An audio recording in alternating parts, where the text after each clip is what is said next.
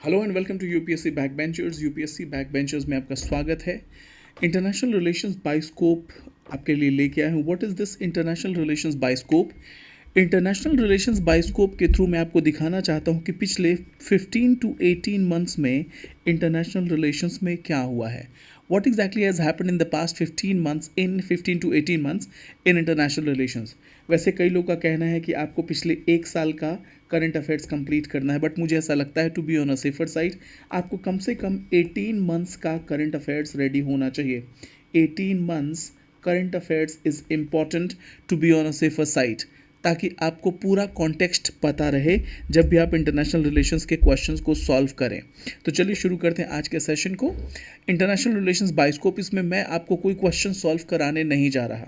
मैं गीता पे हाथ रख के कसम खाता हूँ, जो कहूँगा सच के सिवा कुछ भी नहीं कहूँगा।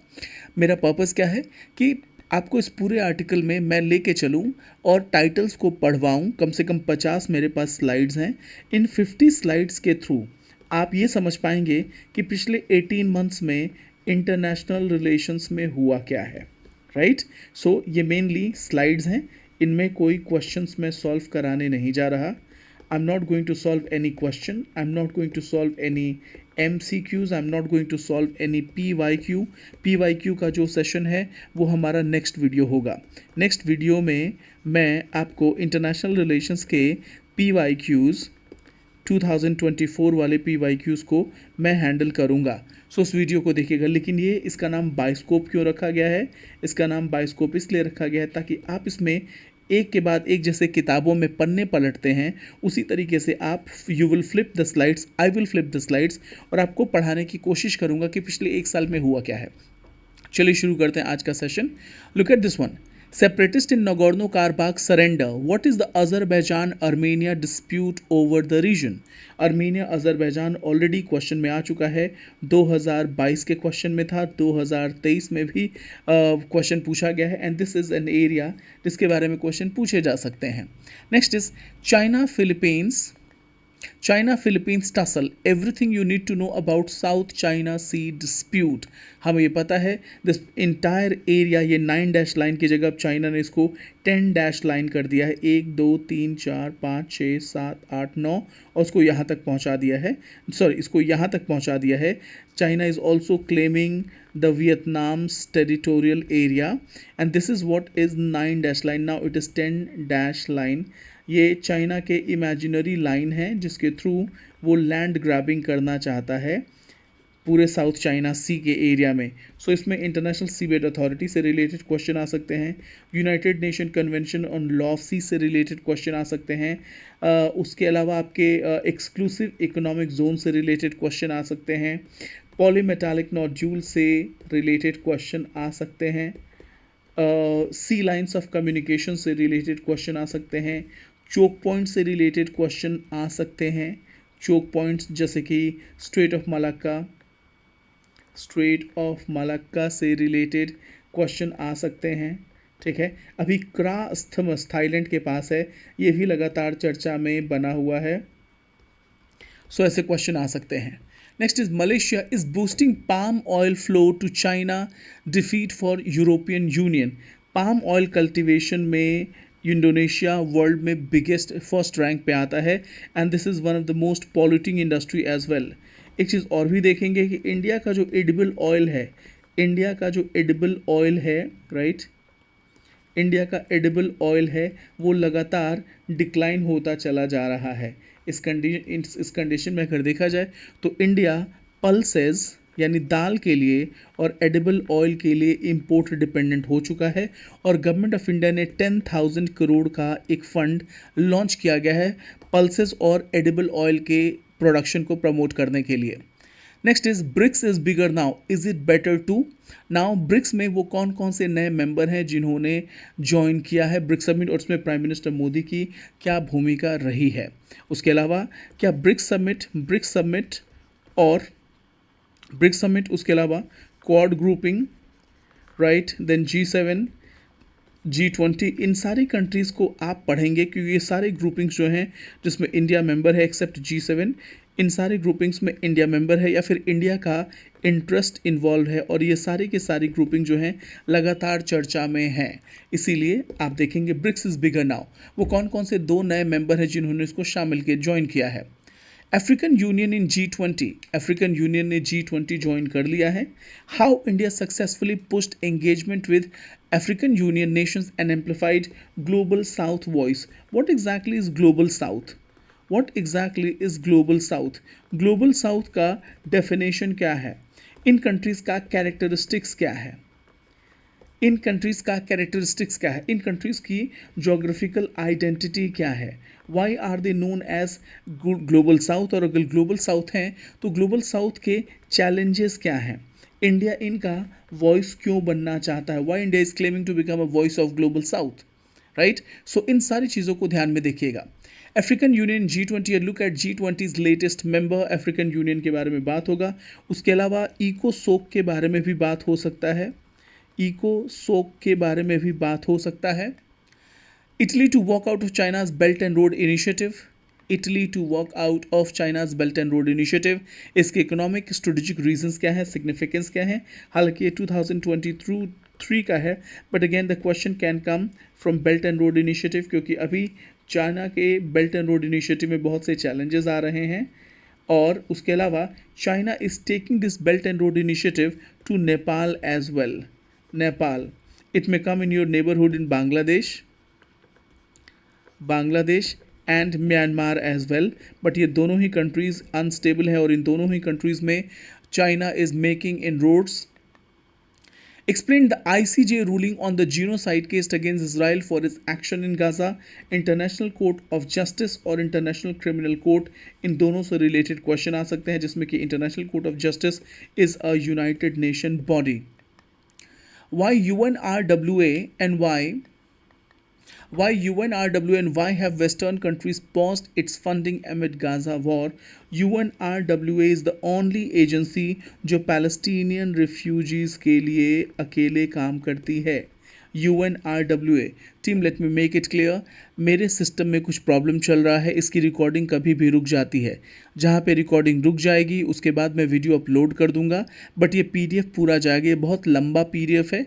इसका पर्पस यही है कि आपको गो थ्रू कराना कि इंटरनेशनल रिलेशंस में क्या क्या हुआ है, कहाँ कहाँ से क्वेश्चंस आ सकते हैं। सो UNRWA is the only agency जो पैलेस्टीनियन रिफ्यूजीज़ के बारे में काम करती है, लेकिन इसकी फंडिंग को अभी स्टॉप कर दिया गया है UNRWA। उसके अलावा ह्यूमैनिटेरियन ग्राउंड्स पे काम करने वाले सारे के सारे ऑर्गेनाइजेशंस का नाम इसमें पूछा जा सकता है। For example Red Cross society, doctors without border, medicine sans frontier और अदर कंट्रीज़ जिन्होंने डोनेट किया है, या अदर फंडिंग एजेंसीज़ जो ह्यूमैनिटेरियन लेवल पे काम करती हैं। वर्ल्ड फूड प्रोग्राम को आप देख सकते हैं, ठीक है। US एड भी लगातार अभी चर्चा में था क्योंकि इसकी फंडिंग को कट कर दिया गया है एंड वर्ल्ड की poorest of the poor region बहुत बुरी तरीके से इम्पैक्ट होने वाले हैं इस डिसीजन के चलते। Next is what can the European union learn from Asia about AI regulation? India के पास अभी तक कोई भी आर्टिफिशियल इंटेलिजेंस से रिलेटेड कोई भी रेगुलेशन पास नहीं हुआ है। क्वेश्चन में कम फ्रॉम AI गवर्नेंस से रिलेटेड क्वेश्चंस पूछे जा सकते हैं। AI गवर्नेंस से रिलेटेड जापान ने अपना डॉक्यूमेंट दिया है, China has given it's document, European union का डॉक्यूमेंट बहुत ही बेहतरीन माना जा रहा है।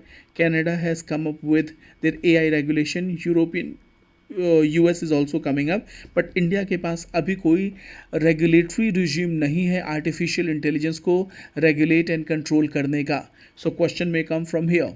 नेक्स्ट इज ICJ जीनोसाइड, जिसके बारे में हमने ऑलरेडी बात की है।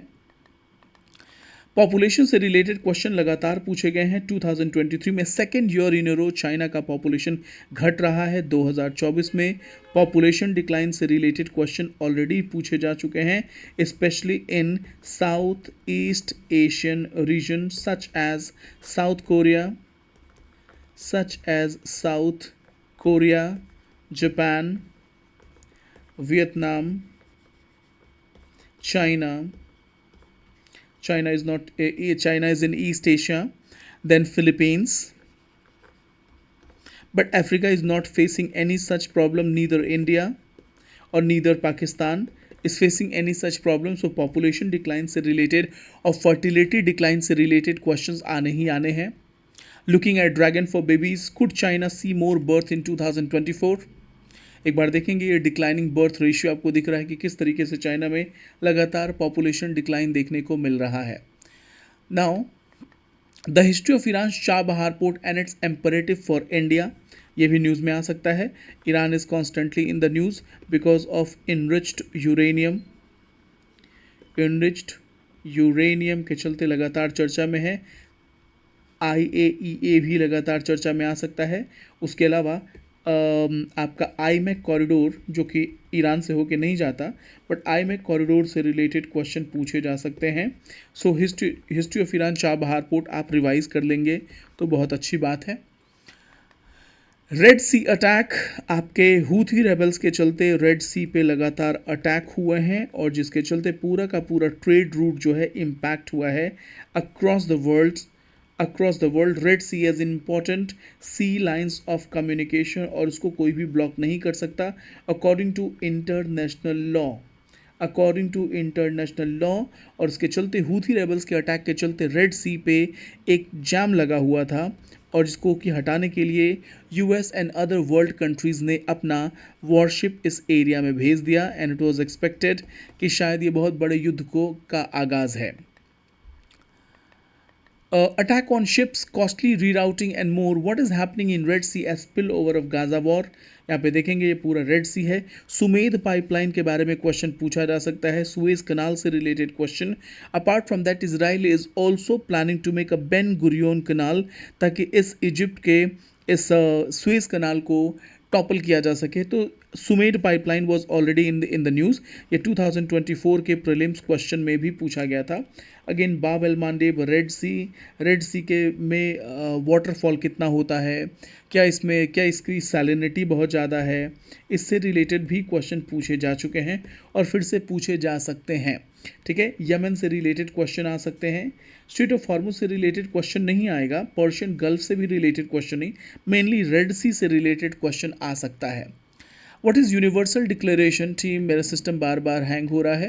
What is universal declaration of human right 75th anniversary के इस पे बारे में क्या कहा गया है? Universal declaration of human right किस कॉन्टेक्स्ट में पूछा जा सकता है? Illegal migration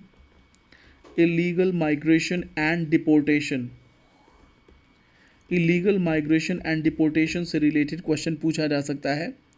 A plan to join the Red Sea with Mediterranean and alternative to Suez Canal. हमने यहाँ पे सुमेध पाइपलाइन के बारे में सुना. हमने सुमेध पाइपलाइन के बारे में सुना. हम सुएज कनाल के बारे में भी बात कर रहे हैं. Now what Israel is planning? Israel यहाँ से एक नया कनाल बनाना चाहता है जिसका नाम होगा बेन गुरियोन कनाल. हालांकि इतना फिजिबल नहीं है ये, but Israel might think about it. Israel is already thinking. Now What war crime laws apply to Israel-Palestine conflict? Israel-Palestine conflict में war crime laws क्या क्या हैं? यानी इंटरनेशनल जब किसी दो कंट्रीज़ के बीच में वॉर होते हैं तो किन किन इंफ्रास्ट्रक्चर को आपको अटैक नहीं करना है according to international law, such as schools, such as civilian areas, right? अब ये कौन से लॉ के अंदर में आते हैं? क्या ये यूनाइटेड नेशन की कोई बॉडी है या यूनाइटेड नेशन का कोई लॉ है? अगर ये लॉ है तो क्या इंडिया ने इसको रेटिफाई किया है? इस तरीके से चीज़ों को समझने की कोशिश करें. Why is Rafah border crossing? इससे रिलेटेड क्वेश्चन आ सकते हैं कि रफ़ा बॉर्डर क्रॉसिंग क्या है, ये कहाँ लोकेटेड है. Is it located in Israel और it is located in Palestine? कहाँ पे लोकेटेड है, या फिर ये इजिप्ट में लोकेटेड है. Okay, next is Canada recalls 41 diplomat, India Canada relations के बारे में होगा। Recalls 41 diplomats from India. What is 1961 Vienna convention? 1961 VIENNA convention, ये डिप्लोमेटिक इम्यूनिटी से रिलेटेड है। ये डिप्लोमेटिक इम्यूनिटी से रिलेटेड है, डिप्लोमेसी से रिलेटेड है। अभी एक मूवी आई थी जानवी कपूर की, उलझ, बिल्कुल भी मत देखिएगा, बिल्कुल भी मत देखिएगा, बहुत ही बेकार मूवी है उलझ। रशिया में पुल आउट CTBT, ये क्या है? ये न्यूक्लियर ट्रीटी है, ये न्यूक्लियर ट्रीटी है। इसका इम्पैक्ट क्या होगा? क्या इंडिया ने न्यूक्लियर नॉन प्रोलिफरेशन ट्रीटी को साइन किया है? क्या इंडिया ने CTBT को साइन किया है? अगर रशिया पुल आउट करता है CTBT से तो इसका इम्पैक्ट क्या होगा, इसका रेपकशन क्या होगा with regards to Russia Ukraine war के कॉन्टेक्स्ट में अगर देखा जाए तो। What is Israel's Iron Dome? Israel का आयरन डोम क्या है? ठीक है, जो कि रॉकेट्स को इंटरसेप्ट कर सकता है। इज़राइल के आयरन डोम के साथ ये भी क्वेश्चन होगा, क्या इंडिया के पास कोई ऐसा आयरन डोम है? इंडिया के पास ऐसा कोई आयरन डोम है, या इंडिया के पास कोई अपना एयर डिफेंस सिस्टम है? क्या इंडिया के पास कोई अपना एयर डिफेंस सिस्टम है? ठीक है। Now Iran launches attack on Israel, ये क्वेश्चन आप जानते हैं। Iran backed regional grouping, Iran का एक्सिस ऑफ रेसिस्टेंस क्या है? यानी ईरान के वो कौन कौन से सैटेलाइट ग्रुप्स हैं जो अलग अलग कंट्रीज़ में लोकेटेड हैं और हैवी डैमेज इन्फ्लिक्ट कर सकते हैं कंट्रीज़ पे। सो ईरान एक्सिस ऑफ रेसिस्टेंस से क्वेश्चंस आ सकते हैं, axis of resistance. Next is Trump becomes first former US president to face criminal trial. What is the hush money payment case? Hush money payment case से related question नहीं आएगा, but India की parliamentary democracy और US के presidential form of government के बारे में comparative analysis हो सकता है। कंपैरेटिव एनालिसिस से रिलेटेड क्वेश्चन आ सकते हैं, या Indian prime minister versus US president, इनके क्या क्या पावर्स होते हैं, ये एक दूसरे से डिफर क्यों करते हैं, और इंडिया में prime ministerial form of government को क्यों लिया गया, पार्लियामेंट्री फॉर्म ऑफ गवर्नमेंट को क्यों लिया गया instead of presidential form of government. Iron Dome इस पेज पे गलती से आ चुका है, आयरन डोम से रिलेटेड सारा इन्फॉर्मेशन है। Looking back at Chernobyl disaster 38 years later, ये बहुत इंपॉर्टेंट नहीं है बट एक बार आप देख लेंगे। वाई फेंटलिन? फेंटलिन इज एन ओपियोइड, ये एक ड्रग है जो बहुत बड़ा मीनेस बना हुआ है यूएस चाइना रिलेशंस के बीच में, और चाइना में जिस तरीके से पंजाब में बहुत बड़ा ड्रग का एक पूरा का पूरा कार्टेल चल रहा है, उसी तरीके से यूएस में फेंटानिल से रिलेटेड बहुत से केसेस आ रहे हैं। इसको इलीगल तरीके से चीप प्रोडक्शन करके यूएस में एंटर कराया जा रहा है। सब माना जा रहा है कि China is a major source of fentanyl, fentanyl जो कि बिगेस्ट किलर है अमेरिका में 18 से 49 साल के लोगों के बीच में। सो फेंटानिल से रिलेटेड क्वेश्चन आ सकते हैं। ठीक है, ये कुछ इमेजेस ग्राफ दिए हैं। NATO at 75, why the alliance was formed when it stands today? NATO से रिलेटेड क्वेश्चन आ सकते हैं क्योंकि फिनलैंड और स्वीडन ने इनके मेंबरशिप को ज्वाइन किया है और तुर्की ने ऑब्जेक्ट किया था इनकी मेंबरशिप को लेके। Okay, what did Trump say about NATO funding and what is article 5? Article 5 important है, नाटो फंडिंग को कट किया जा रहा है। Donald Trump wants the member countries Donald Trump wants the member countries of NATO to pay more so that US can give them a security cover under NATO. Next is Gaza and Haiti. Gaza and Haiti on the brink of famine. How this is assessed, what exactly it means? तो Gaza और Haiti इन दोनों का आप mapping ज़रूर कर लीजिएगा। What is Bangladesh Saint Martin island, जो कि आपके बे ऑफ बंगाल के पास आपको दिखाई देगा, Saint Martin island. And US wants this Saint Martin island to be a military air base, जिसको कि शेख हसीना गवर्नमेंट ने रिफ्यूज़ कर दिया Saint Martin island, because of which a lot of tussle took place between USA and Bangladesh. Okay, what is the drug Captagon and how it is link to Germany. जिस तरीके से हमने फेंटनिल के बारे में बात किया, फेंटनिल जिससे ड्रग अब्यूज़ बहुत ज़्यादा बढ़ गया, उसी तरीके से एक ड्रग है drug Captagon, and how is it link to Germany. Next is right to abortion in USA, which states will vote, what are the proposed measures. Right to abortion एक बहुत ही बड़ा पेचीदा मामला है। Right to abortion is also related to right to bodily autonomy, bodily autonomy. और अगर India के कॉन्टेक्स्ट में देखें तो ये आपके आर्टिकल 21 का हिस्सा हो सकता है। Article 21 which is right to dignity, right to dignity. हालांकि यूपीएससी इतने रेडिकल क्वेश्चन नहीं पूछता, बट ऑलवेज अपना ओरिएंटेशन बना के रखिए कि right to abortion may be under right to dignity under article 21। अभी right to abortion is not given, India में फंडामेंटल राइट में नहीं आता है ये, और अभी भी यूएस में भी नहीं हुआ है, but keep an eye on it. America और Ukrainians who blew the Nord Stream gas pipeline के बारे में क्वेश्चन आ सकता है। Nord Stream gas pipeline is Russian gas pipeline, जिसके थ्रू पूरे यूरोप में, स्पेशली जर्मनी में ऑयल सप्लाई किया जाता है, crude oil from Russia, and Europe की बहुत सी कंट्रीज नॉर्ड स्ट्रीम का बेनिफिट लेती हैं। Nord Stream, okay. Meet ketamine queen Jasveen Sangha who supplied the drug to friend star Matthew Perry. ये आर्टिकल इंपॉर्टेंट नहीं है, बट दो ड्रग्स हैं जो आपको हमेशा ध्यान में रखना है, फेंटनिल एंड कैप्टागॉन। ये दोनों ही ओपियोइड हैं, नशे की चीज़ें हैं, और बहुत ही डेंजरस साबित हो रही हैं for youth population, dangerous. India to ratify High Seas Treaty. What is the agreement and its significance? High Seas Treaty के साथ साथ इंटरनेशनल प्लास्टिक से रिलेटेड अग्रीमेंट के बारे में बात चल रही है, जो अभी तक नहीं हो पाई है। Open AI booked for AI traffic from China. Artificial intelligence से रिलेटेड, स्पेशली इसके गवर्नेंस से रिलेटेड, गवर्नेंस और रेगुलेशन से रिलेटेड न्यूज़ पर आप हमेशा नज़र